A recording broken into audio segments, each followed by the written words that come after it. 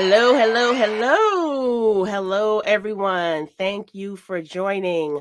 Welcome to Keeping You Wise by Keeping It Real, where we bring authentic and real conversations to fuel the soul that you can share with others. Welcome to our ninth episode, where we will discuss Beyond the Label, Embracing Ability in support and awareness of National Disability Awareness Month. My name is Paula Bell, and I may or may not be joined with my co host Solo. He's in the process of moving and relocating. So he's having some technical difficulties with internet, but that's okay. We're going to keep this going. But before I jump into this topic for the month, I have just a couple of disclaimers that I like to give.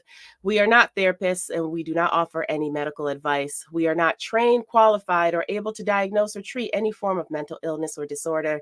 And some topics may be triggering, so please be aware of that. The purpose of this video cast is to have real, authentic conversation that provides wisdom and knowledge to us all. So definitely interact with us via the comment section, the chat section. We would love to hear your comments. And if you have any questions during the session, post them in the chat as we may be able to answer them live. Now, this episode will be about 45 to 60 minutes, real laid back segments where we just have open, honest, authentic, and real conversations. Again, these segments are aired monthly, and we typically have some guest speakers that will come and speak on a wide array of topics from mental health, self-improvement, entrepreneurship, career development, and more. Make sure to subscribe to our channel so you get notifications when we go live. You can subscribe to the YouTube channel Life Coach Sensei, and we'll have some additional social media details later on at the end of the show. But let's jump right in and let me go ahead and introduce our guest for this evening. One of our guests, unfortunately, is not able to make it tonight. Nicole is not able to make it. She had an unexpected conflict that came up late this afternoon, but we will make sure to get her on here next year at some point so we could hear her amazing story. But today we have Beverly Sudbury. Beverly is a consultant, instructor, and coach who specializes in the area of business analysis, specifically with software solution projects. Since 2012, after her own diagnosis of multiple sclerosis and onset of needing mobility aids in her adventures, Beverly has been active in advocacy for those experiencing challenges with chronic conditions, accessibility rights, and supporting those who have been recently diagnosed with multiple sclerosis. And through her efforts, Beverly had very rewarding experiences with increasing available government assistance for those with physical and mental challenges, helping people navigate through the process of obtaining services when newly diagnosed with a chronic condition and speaking publicly how to thrive with a chronic illness. Beverly has been fortunate to be interviewed by several newspapers and radio stations in Canada and has been featured in Maclean's magazine talking about her attitude and social community are important for managing a chronic illness. And although some days Beverly finds life is a bit more challenging than others, she tries to demonstrate what she speaks. Asking for help is not a signal of weakness, but a signal of strength, of knowing who you are, how you can let your abilities shine. And her favorite reminder in difficult times is it is okay to have a breakdown. Cry, yell, punch a pillow, have a bowl of ice cream, and then pick yourself up and move on because you cannot live there and you definitely cannot stay there. Welcome to the Keeping You Wise by Keeping It Real podcast, Beverly. Hello, hello. Great to be here. Great to have you. So, I think a great place to start, Beverly, is why don't we just start with your personal journey? So, as mentioned in the bio, you were diagnosed with multiple sclerosis. Can you share a little bit of your story and the emotions that you had when you received that diagnosis? Sure. A lot of my life, I've had problems with balance and stuff like that. And it was always put off that, oh, it's just an ear infection problem because I had a lot of those. And then finally, when I was 36, I had a fun time. I lost my vision, kind of. My left eye wouldn't move right or left, so I couldn't focus. And I say, kind of funnily now, I drove for 3 weeks like this so that my eye would focus so I could actually see the road. Oh, wow. Then I said, this is not going away because I thought it was just something temporary because it had happened before where my eye sight would get blurry and it would go away. And I went to see a doctor, and then I went to see another doctor, and I went to see another doctor, and another doctor, and another doctor. And Finally, my GP said, "You're going to go see a neurologist. We think you have multiple sclerosis." And at that point, I fell apart. It was really hard for me. When I was 18 years old, I ended up taking care of my father's aunt who had multiple sclerosis, and I had never seen her walk. So the first thing I thought of is, oh my gosh, I'm going to be in a wheelchair in a year. And that's a lot Mm. of people's first reaction is, oh my gosh, I'm going to be in a wheelchair. So I went through everything. I went to my neurologist. He confirmed everything, and again broke down. I had a lot of crying in that couple months. And then after I got through it and started realizing this is, even though I had to now use a cane off and on at that time, that was, 12 years ago, 13 years ago. Um, I realized it's not the end of the world, and started picking myself back up and started realizing that, you know, I can move on. I can do things. I can be, all that I want to be. And that's really when I decided to take my life back under control and do what I wanted to do, going forward. Well, I will tell you, you're getting a lot of hearts here on the LinkedIn side of individuals feeling that story and feeling that personal journey that you have from an emotional perspective, right? In your opinion, what are some common misconceptions or stereotypes that people often hold about individuals with different abilities? I'd have to say the biggest misconception, there's two big ones I see. Okay. The first one is that you can't do anything. And people automatically say, "Oh, well, don't worry about that. We'll do it for you." Well, no, let people try. Like, okay, I may not succeed at finishing something, but let me try it because I still have Mm, value to bring forward. I still have, the ability to do certain things. But let me work on it. Let me try. And if it's something I know is beyond my limitations, I'm going to tell you. I'm going to be very honest about it. But let people try. Um, the second thing is that I don't know if people remember that old, commercial that used to be on television where they told, "Don't grab the person who's blind to help them across the street. Let them tell you what they need for help." I think that's the other misconception is people automatically think they know how to help you, and rather than saying, "How can I help you?" they just automatically walk in and charge in. And I've had to a couple times tell people, "No, no, no, no, no, that's not going to help me. Let me explain it to you." So I think it's just that people meaning to do well and meaning to mhm. be kind, but just not stopping to think, what does this person actually need? I think those are the two biggest misconceptions that people have. So, for somebody who is trying to help, I remember I was on a pod, Joe Newbert was on my Dojo Talk podcast this week. And I remember seeing a comment in there as we were talking about diversity, equity, and inclusion, and we were talking about communication. We had one of the attendees mention that she got yelled at because she opened up a door for someone who was in a wheelchair. And all she was doing was trying, like you said, was just trying to be courteous and nice. And then she gets yelled at. How do we find that balance of, yes, I'm going to let you try it, but then I also know that I I feel like I should help because I feel like you're struggling a little bit and I don't want to see you struggle. I mean, what from your experiences, what has been the best way to approach that for somebody who just doesn't know what they should do in a situation? Ask, plain and simply ask. I mean, you can say to Mhm. someone, "How can I help you if you need help?" Or offer, say, "If you need help, let me know and I'll help you out." I mean, Mm, those are just having that communication and being there, because quite often, even if you can't help, like I know people who have said to me, "If you need help, I'll help you." That has been more important than them helping me. Just knowing that I matter and that somebody actually cares enough to say, "I will help you," that's like a shining, glowing light that comes through. It's really beneficial. And I can understand, coming from where I come from, getting that anger of automatically someone doing something for you without asking.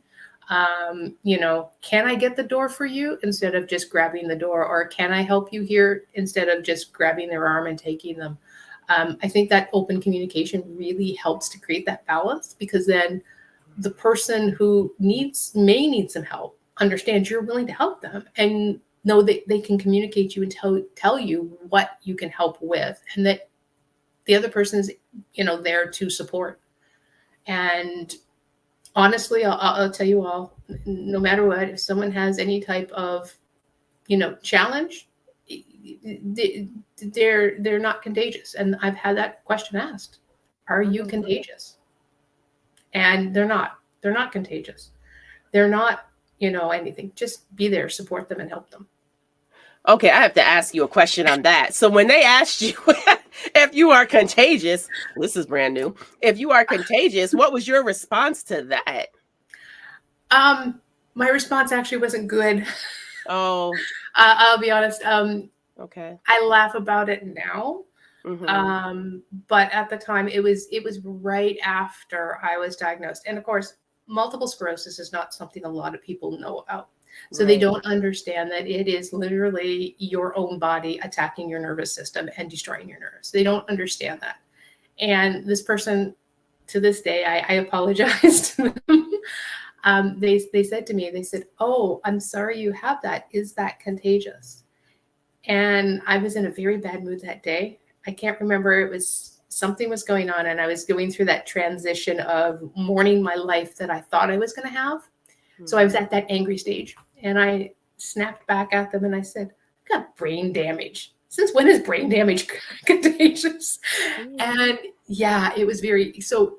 I can understand when people do snap at things, because when you have a life changing diagnosis or something like that, you do go through a mourning process. And part of that is getting angry. And quite often, it's not angry at the person, it's angry at the situation, right?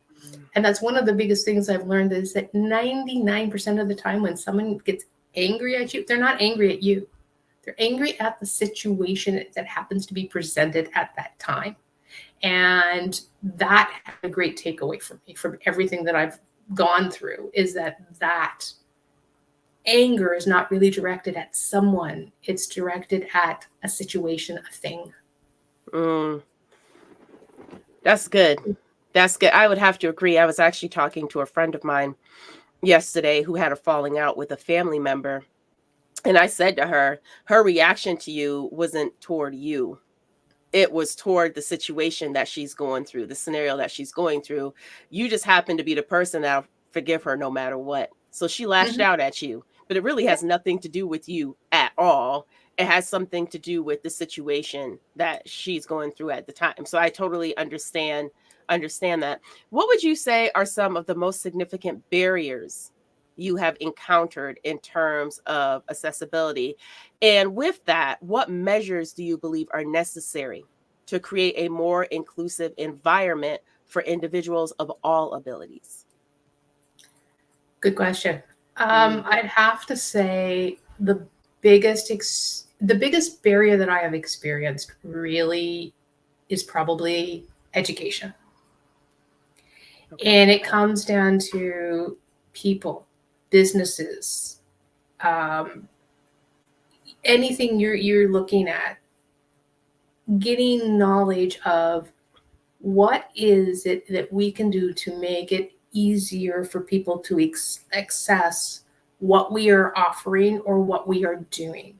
Mm, That education is really key, and I don't expect everyone to become a guru, and know everything about how to make everything in life accessible, but kind of have a little bit of a backup plan of, what, this event, there's stairs, maybe we should communicate that in our advertisement, that this place is not accessible, but maybe we can put a monitor outside, like a big screen TV, and broadcast thing outside for people who don't have it.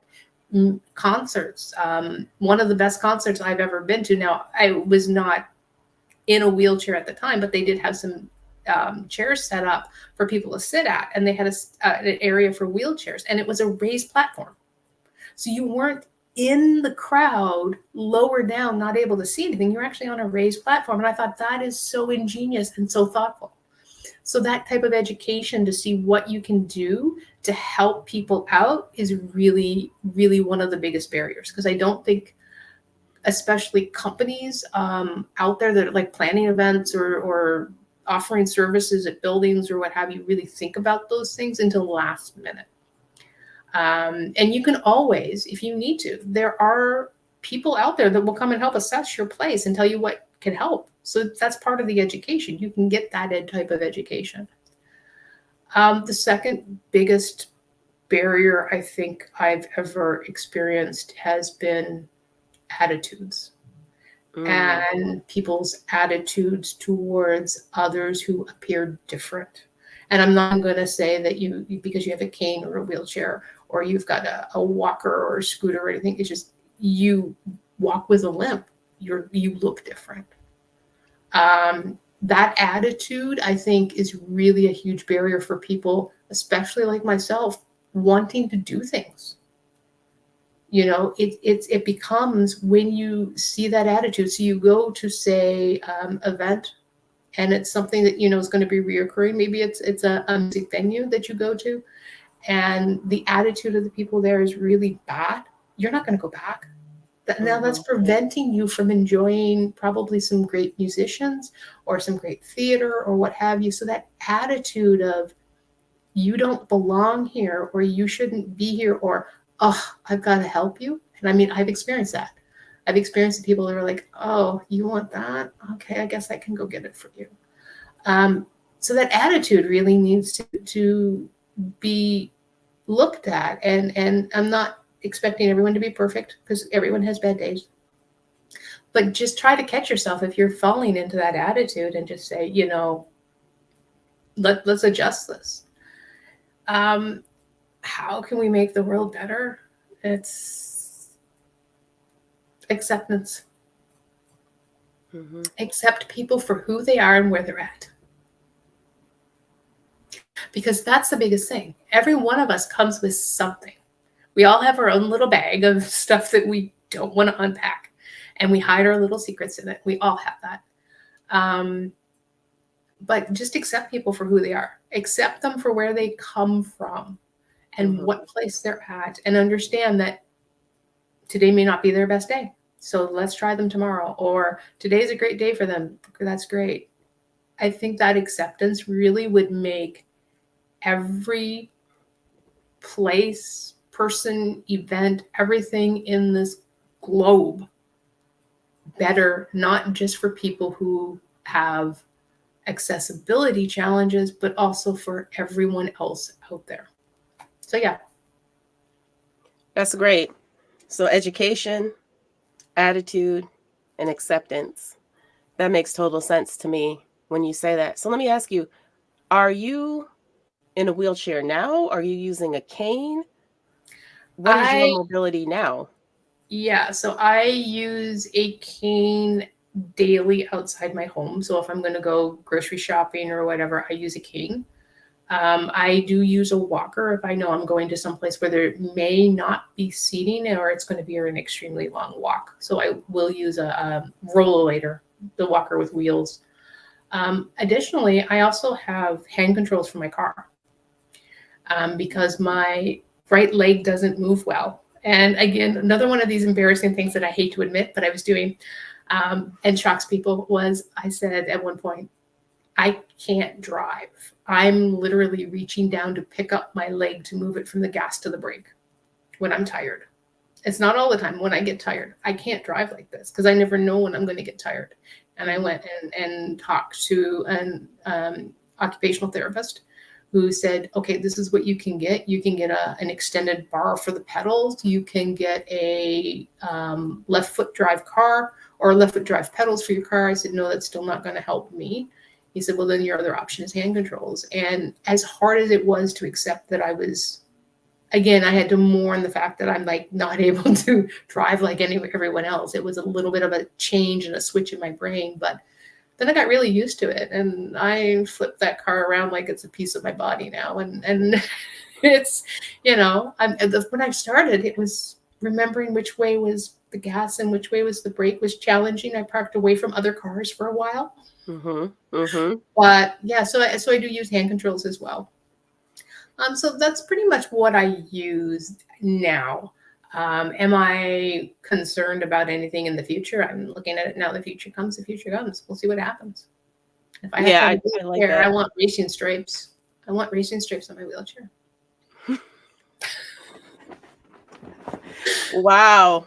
Wow. So as you transitioned, right? So you started to learn what things were out there for you to make your life, I don't know if I would say easier, but allow you to still enjoy life and do the things that you like to do.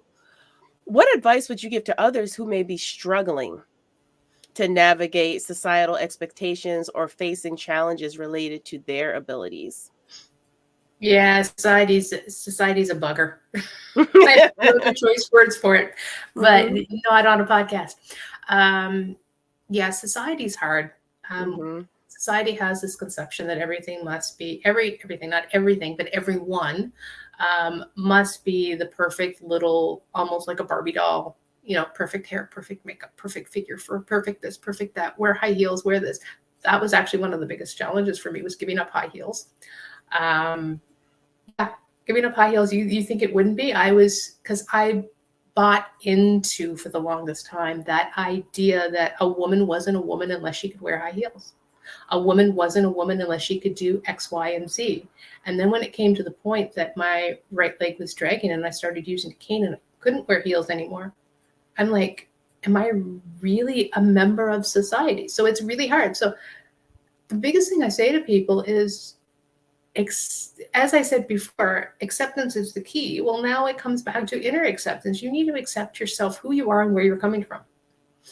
You need to accept that this is who you are. And the other people out there that want to pass judgment, remember, they're passing judgment because of what they see as a flaw, not what you see as a flaw. It's not your judgment on yourself, it's their judgment on you. And they have to deal with that. So, like I said, society is a bugger. It's hard. It's quite often challenging to make sure that you can fit in. It's challenging to keep your independence, but educate yourself. Talk to the people out there. Occupational therapists are great. And this is what I tell quite often people who are newly diagnosed: talk to an occupational therapist, talk to a massage therapist, talk to your doctors. You have a team of people that are willing to support you. Go out there and find that team, build your tribe, and keep them close to you. And whenever you have a problem, talk to them, educate yourself, find out what's out there. Um, I hate to say it, but YouTube is a great educator on a lot of things. Um, because there's some stuff out there on YouTube that's not necessarily the best of education wise, great entertainment, but not necessarily education wise in some spots. But there's a lot of good, there's a lot of um, channels that do a lot of work in the accessibility areas. So you can find out about these things. So yeah, educate yourself. That's the biggest thing. Change your attitude about yourself. Accept who you are. And as you said at the beginning, if you got to break down, have your little meltdown. I quite often hop into a shower, cry, get out of the shower. Everything's gone, flush down the drain. It's done. It's over. Now let's move on and let's build our plan to get forward. Awesome. Well, I'm a little bit more interested, and maybe those who are listening live or will listen to the replay might want a little bit more education as you talk about educate yourself on multiple sclerosis, because you are correct. I do not think it's a particular topic that is discussed quite a bit, right? Mm-hmm. You know the term exists, but you really don't know what that means. Right. So, would you mind sharing, like educating us a little bit on further? Because I know you started, you told us what it does to your body, what it is. Would you mind educating us a little bit more on multiple sclerosis and what does that do to your body over time for those who may not know what this particular thing does? All right, I can give you a generalized That's fine. Yeah, multiple sclerosis is known. Well, let's first of all, what is it? So, multiple sclerosis is deemed as an autoimmune disease where the body triggers your immune system to attack your nerve cells. And what it does is there's a coating, kind of like on an electrical cord. You got the rubber on the outside that keeps everything insulated and doesn't let the wires touch. Well, what multiple sclerosis does is it gets your body to attack that coating on the nerves. So then the nerves end up shorting out. So you may lose the ability to move your hand. You may lose the ability to move your leg or move your leg well. You could, my favorite one when it happens is I pull out the wrong words and say some things that really are not what's supposed to be said. And then I have to go, or I stop and stutter and go, and I'm, grasping for words. So there's a lot of different cognitive issues that come up. Brain fog is huge. Fatigue is another big one. Pins and needles, tingling, numbness. Um, it does a lot of different things. So that's because those coatings on those nerves short out. That's the basics of it. Now, no two people with multiple sclerosis are alike because, to be honest with you, when I go to see my neurologist, and we go through, every time I go see my neurologist every year, we go through my MRI. So they do an MRI, I get stuck in a tube for 20 minutes. They do scan of my brain and my spine, and then we go see my neurologist, and he says, "How are you doing?" I said, "I'm doing great." I said, "How the scan looks?" He goes, you look a lot better than the scans do when we go through them." No, I've seen them. I have them. It is what it is, right? I can't change it. That's what's happened. It was frightening at first when the report came back that they had stopped counting at 160 scars on my brain, because that's what sclerosis means. Is it's little plaques or little scars on the tissue, on the nerves, where damage has happened and it tries to repair. And you know how you get a cut and you get a scar because you've cut your finger here and it scars over. Well, that's what the nerves do. And so they can see that on the MRIs, and they stopped counting. And they said, "We're pretty certain she's got MS." And that was the report. And I got the report, and it was devastating. But now I look at it and I say, "That's okay, that's it." But I'm still walking. I'm still thinking. I'm still working 3 jobs. I'm still doing a lot of stuff. So for me, that's my symptoms. I know a lot of people who have had to quit their jobs at age 35 because they can't get out of bed in the morning. They're just so tired. And that's because that's the part of the brain that got damaged the worst. I know people who are in wheelchairs by the age of 25. One of my friends from high school, he actually got multiple sclerosis. He's using 2 canes because it hit his spine a certain way. So it really depends where the scarring is, where the damage is, what symptoms you present. But that saying that, it is a disease that is something you're going to have for your life, but it's not going to stop you from living. It's not going to take away your life, and it doesn't cause, a shortened lifespan. So there's some bonuses, if you can say that there's bonuses to it. There are some bonuses. So yeah, so that's kind of a run around the park type thing. It's not something that's easy to pin down to say, okay, you have this set of symptoms and this is going to happen. What's going to happen to me in the future? I have no idea. To be honest with you, I have no idea from one day to the next when I wake up what's going to happen to me, and I don't. And that happened. So when I was talking about when I first got diagnosed, and my eye stopped focusing left and right. It just came back, and I went to bed one night. I woke up the next morning. My right eye was completely blind, blackness, nothing, couldn't see a thing. Could look directly at the sun if I wanted to, couldn't see a thing, and that was overnight. So I don't know what's going to happen to me. Do I let that stop me? No. Do I sit there and fret about it? No. And that's what a lot of people with MS say. Like once they've gotten over that hump of, okay, this is what it is, and this is what, I'm going through, and this is what I've got to do, they really say that, okay, I don't know what tomorrow's going to bring, so I'm going to live today. I'm going to do the best I can today. If I don't do well today, I'm going to try again tomorrow. We'll see what tomorrow's like. So that being said, I don't know what's going to happen. Could I end up in a wheelchair? Maybe. Don't know. But am I going to sit and fret about it? No. I'm going to do everything I can and make sure that I can achieve what I can. And I've been fortunate to achieve a lot of things in my life since diagnosis. Let's talk about that a little bit. What are some of those things that you've achieved? Let's get on a positive note for anyone out there who might be going through, they may not have MS, but they could have some other sort of disease or a challenge, Mm-hmm. right? What are some of those things that you've been able to achieve despite having MS? My proudest moment is I fed a shark. Okay.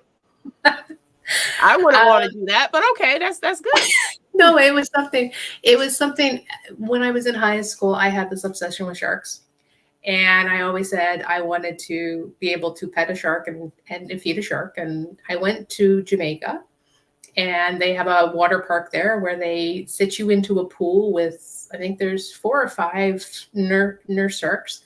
And they put one in your lap and you pet it and you feed it and they flip it over and you rub its belly and then they let it swim away and then you get out of the pool. And are these wild animals? Yeah. Could they have taken my arm off? Probably. But that was my proudest moment because I was able to do it. Now, when I got there, I said to them, I want to do this. Can someone help me walk out there? Can someone help me up and down the stairs? They said, no problem. All I had to do was ask for help. I was able to achieve it. I walked on 200-year-old ice. So I went to Alaska, went out glacier. I didn't do the full walk around, but I still got out there and walked on the ice. I had cleats on and everything, and I had 2 poles, and I walked around as far as I could. And then I said, I'm done. And I said to the tour guide, I'm not going any further. I'm heading back to the point where we get the helicopter to leave. And he said, are you sure you're okay? I said, yeah. He said, well, this person will escort you, and then you'll be fine. I said, sure. And I went back, and I ended up sitting on a big boulder that was sticking up out of the ice. And I just kind of looked and observed and saw what kind of little rocks were stuck in the ice and little things maybe other people didn't really get to see. But I enjoyed it. I had fun. So I can say I did that. I've zip lined, did the zip line at Niagara Falls on the Canada side. Again, fun thing to do. I've done the edge walk. And for the people that are not in Canada and not aware of what the edge walk is, we have the CN Tower in Toronto, which is 111 stories high. And they put a harness around me, to put a jumpsuit on, and put a harness on, and you walk around the outside of the building on the platform, 111 stories up in the air. So, yeah, all after my diagnosis. I've traveled around the world. I've gone to the Seychelles. There I fed a bat. I was very happy to feed a bat there. So I've done a lot of things, and I can proudly say that I've gone through 2 bucket lists of things that I wanted to achieve before that end point of life. And I said, you know what? Now I got to come up with another one because I'm not stopping now. So yeah, anything you can do. And a lot of it I've had to sit and say, okay, how are we going to adjust this? How am I going to, get through this? Who am I going to get to help me? Who am I going to ask for help? There's a lot of planning into some of this stuff, but it's achievable. And there's pretty much anything you can achieve. Again, back to the education. I even looked up going to Machu Picchu. They have tour guides that will actually put you into a little thing that they carry you up to Machu Picchu. Oh, wow. They have what they call the accessibility tours, and they will put you into a little thing and they will carry you wherever you want to go on a tour. I have no idea what the price is, but they will do that. So that's another possibility at some point in time. Go see Machu Picchu. Been interested in it. Why not? So it's just planning, checking things out. You can do anything you want. So yeah. Wow. So, how do you think your unique perspective and experiences that you've had has influenced your understanding of being inclusive and the importance of embracing diversity in our society?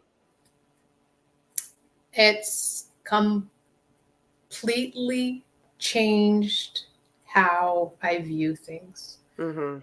I have to say, people say to me quite often when they first find out, like people I don't really know, and they say, "Oh, you have a cane. What did you hurt something?" And no, I've got multiple sclerosis. And like, "Oh, you poor thing." I'm like, "No, it's actually been one of the best things that have happened to me."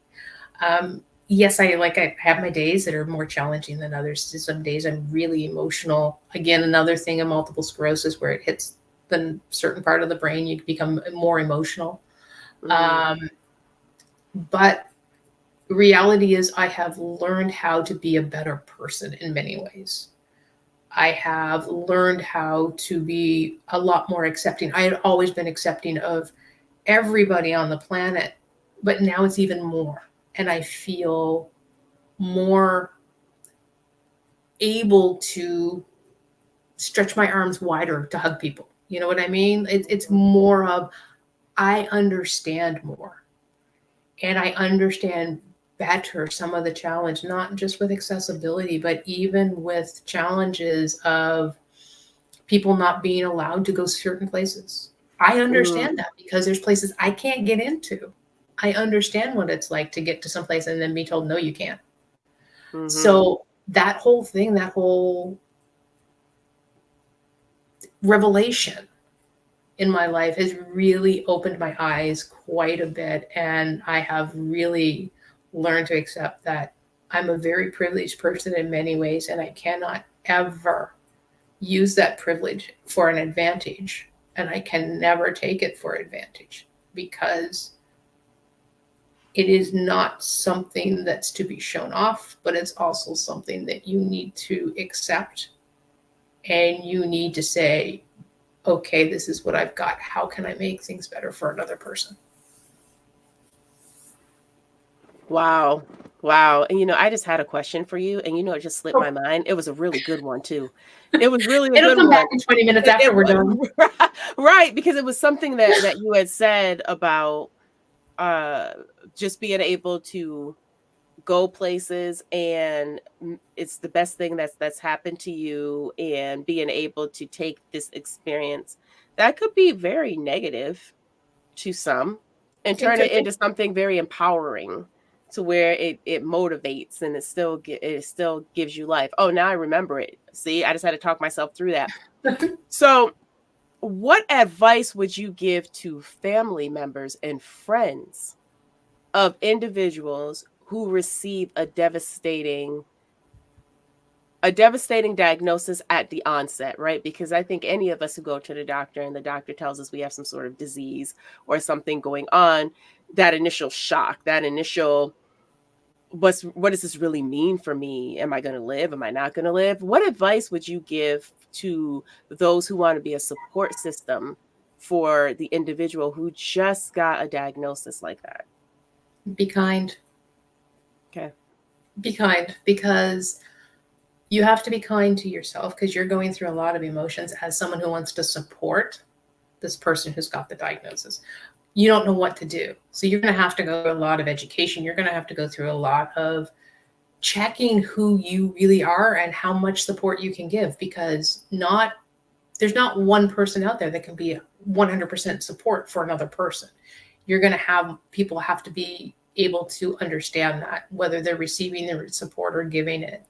um, I always say there's a tribe or a community that help you get through things. I fully believe that. But be kind, because you're going to be going through a lot of things. Be kind to the other person. They're going to have a lot of grieving to do. They're going to be grieving their life. They're going to be grieving everything they thought they were going to do. They're going to be grieving everything that they wanted to achieve that they think they cannot, because they haven't gotten to that point yet where they can actually assess a situation, assess a challenge, and say, how do I adjust this? Because it becomes, you get to be very creative. Trust me, creativity is a great thing to have. But just be kind. Be Mhm. kind, understand there's a lot going on. And then the second thing that I can say to anyone who wants to be supportive of another person, cry with them. Sit and cry with them. Because so much emotion comes out when you're crying. Even if you're not crying at that time, they're just crying, just sit and cry with them. Let them blurt out anything they want. You will understand how they're thinking. You will understand more of where they're coming from. You will get what is happening in their life and in their mind at that moment. And you may be able to help them better that way. That's great advice. That's great advice because again, at that point it's not about you, it's about the other person. And you just have to go through that emotional roller coaster that they're going to go through. Mm-hmm. And you might have to go through many iterations of that emotional roller coaster. And then you might have iterations that you have to go through yourself, right? So that makes Exactly. total sense. Just be there, and sometimes it's not even one piece of advice that I would give, not that I am someone who has been diagnosed with anything such as MS. But one thing that I realized that there are a lot of people, they like to try and solve problems. This isn't the time to try and solve anything. It's really not. Yeah. It's really just the time to listen and just be there and support that person in any way that you can, but don't try and fix them or try No. and solve a problem. That's one thing I've heard from people who I have supported who have been diagnosed with illnesses that could essentially take them out. Mm-hmm. And, some they don't want the solution. They don't want you to try and fix them. They're already going through enough mentally as they are going through this process. They just want somebody to be there, somebody they can be vulnerable with, somebody they can be transparent with. So I 100% agree with just cry with them. Yep. Just cry with them. Just be vulnerable, like you said. It's Mhm. it's a beautiful bonding thing, whether you believe it or not. It really is. Mhm. You know? I 100% agree. So, looking ahead, what are your hopes and aspirations for a future that fully embraces and celebrates the unique abilities and talents of every individual, promoting a culture of being inclusive and understanding? What are some of your hopes and aspirations for the future? My hopes are always go back to the words of the song Imagine by John Lennon. That type of utopia where we have nothing that we're holding against one another, be Mhm. it religion, greed, abilities, not that would be the ideal world for me. Mm. Because being someone who has accessibility challenges, I may not fully understand the people going through racial problems, but I can empathize with them because I've been through my own challenges. So I can kind of be not on the exact same level, but on a level towards what they're going through. So if we could break all of that down and just be people and enjoy the world, enjoy everything, I think that would be fantastic. That's my hope for the world. And it could happen. We just have to give a little bit more emphasis on, again, kindness, accepting, understanding people are at where they are, and 99% of the time they're angry because of a situation, not because of a person. Mhm. What do I want to achieve personally? There's so much. I strive to try to figure out. I'm one of those people that when the doctors say there's a new research, I'm going, take the blood, do whatever you need to do. Like let's find a cure for this. Mhm. Um, I would love to see a cure for not just MS, but for every disease that bothers people, every disease. My achievements would be I'm going to do everything I can to help get that goal. Um, I'm looking at achieving, and I joke about this, but in a way I really would love to see it, living to 160. And some people say, why? I'm like, why not? Like I said, if I'm going to have a wheelchair, I want racing stripes. I want it pimped out. I want it, that's what I want. I want to be the the terror in the nursing home, right? But in that, along the way, I want to be able to say to people, look at me, I'm not stopping.